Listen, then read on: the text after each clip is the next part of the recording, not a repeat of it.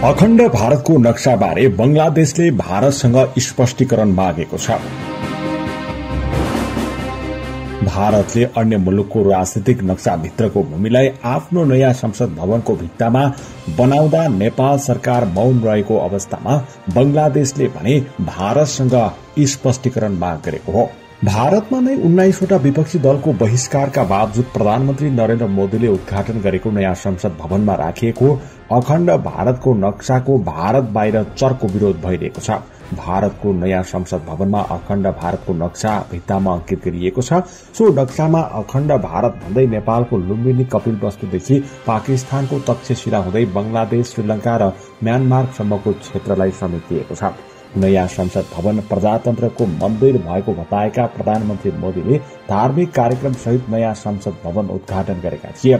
भारतले विवादित भित्ते चित्र अर्थात अखण्ड भारतको नक्सा हटाउनु पर्ने अथवा यसबारे थप स्पष्ट पार्नुपर्ने माग बंगलादेशको रहेको छ। बंगलादेशले भारतको नयाँ संसद भवनमा राखिएको अखण्ड भारत नक्साबारे भारतीय विदेश मन्त्रालयसँग स्पष्टीकरण माग गर्न दिल्ली स्थित आफ्नो मिशनलाई निर्देशन समेत दिइसकेको छ। बंगलादेशका विदेश मामिला राज्य मन्त्री शहरियार आलमले ढाकामा पत्रकारहरूसँग कुराकानी गर्दै नक्सालाई लिएर व्यापक विरोध र आक्रोश देखिएको छ। यसको स्थानमा कुनै शंका छैन। यद्यपि थप स्पष्टीकरणको लागि हामीले दिल्ली स्थित मिशनलाई भारतको आधिकारिक धारणा के हो भनेर बुझ्नको लागि त्यहाँको विदेश मन्त्रालय मार्फत कुरा गर्न भनेका छौं उनले भने। दिल्ली स्थित मिशनले भारत सरकारलाई यसबारे थप स्पष्टीकरण माग गरिसकिएको छ। बंगलादेशको विपक्षी दल बंगलादेश नेशनलिस्ट पार्टीका नेताले उक्त नक्सा बंगलादेशको स्वतन्त्रता र सार्वभौम सत्तामाथिको खतरा भएको बताएका छन्। भारतले अन्य मुलुकको राजनीतिक नक्साभित्रको भूमिलाई भारतले आफ्नो नयाँ संसदको भित्ते चित्रमा बनाउँदा समेत नेपाल सरकार भने उल्टै बचाउमा उत्रिएको देखिन्छ। प्रधानमन्त्री पुष्पकमल दाहाल प्रचण्डले आफ्नो 4 दिने भारत भ्रमणका क्रममा यस विषयलाई नउठाएको भारतीय विदेश मन्त्रालयका प्रवक्ताले नै खुलासा गरेका छन्। नेपालका प्रधानमन्त्री पुष्पकमल दाहाल प्रचण्डले पनि यस विषयमा कुनै कुरा उठाउनु भएन र भारतीय प्रधानमन्त्री नरेन्द्र मोदीले पनि यस विषयमा कुनै कुरा गर्नु भएन। यद्यपि प्रचण्डले आफूले यसबारेमा कुरा राखेको बताएका छन्। राष्ट्रिय सभालाई सम्बोधन गर्ने क्रममा भारतको नयाँ संसद भवनमा राखिएको नक्साबारे आफूले गम्भीर रूपमा उठाएको प्रचण्डले राष्ट्रिय सभाको बैठकमा बताए।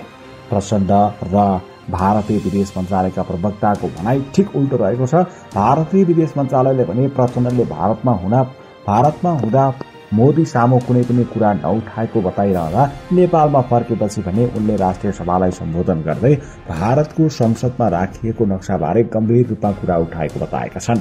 उनले नेपालको कपिलवस्तु र लुम्बिनी समेटिएको नक्सा भारतको नयाँ संसद भवनमा राखेको बारे कुरा राखे। उहाँहरूले यो कुनै राजनीतिक नक्सा होइन, यो ऐतिहासिक र सांस्कृतिक नक्सा हो, यसलाई राजनीतिक रूपले हेर्न हुँदैन भन्ने उहाँहरूको जवाब छ प्रचण्डले बताएका छन्। प्रधानमन्त्रीले नै यसले सांस्कृतिक नक्साको लेपन लगाउँदै भारतको बचाउ गर्न खोजेपछि नेपालमा तीव्र रूपमा विरोध भइरहेको छ।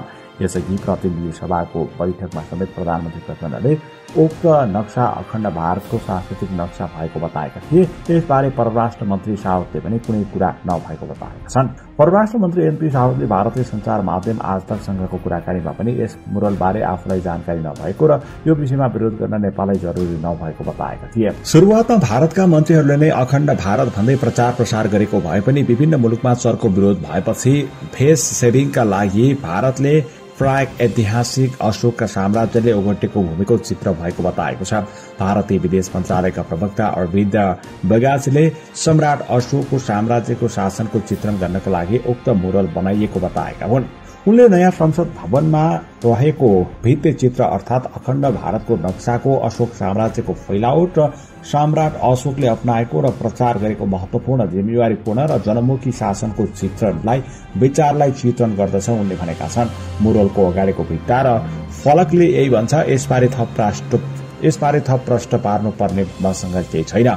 अशोक द ग्रेटको रूपमा परिचित चक्रवर्ती सम्राट अशोकले ईसापूर्व 268 देखि 232 सम्म भारतीय उपमहाद्वीपमा मगधको तेस्रो शौर्य सम्राटका रूपमा शासन गरेका थिए। उनलेको साम्राज्यले भारतीय उपमहाद्वीपको ठूलो हिस्सा ओगटेको थियो, जुन पश्चिममा हालको अफगानिस्तानदेखि पूर्वमा हालको बंगलादेशसम्म फैलिएको थियो, जसको राजधानी पाटलिपुत्र थियो। बुद्ध धर्मको संरक्षक उनलाई पुरातन एसियामा बौद्ध धर्मको प्रसारमा महत्वपूर्ण भूमिका खेलेको बताइन्छ। उक्त भवनबारे भारतका संसदीय मामिला मन्त्री प्रहलाद जोशीले नयाँ संसद भवनमा राखिएको मुरलको तस्विर राख्दै कन्नड भाषामा लेखेका छन्।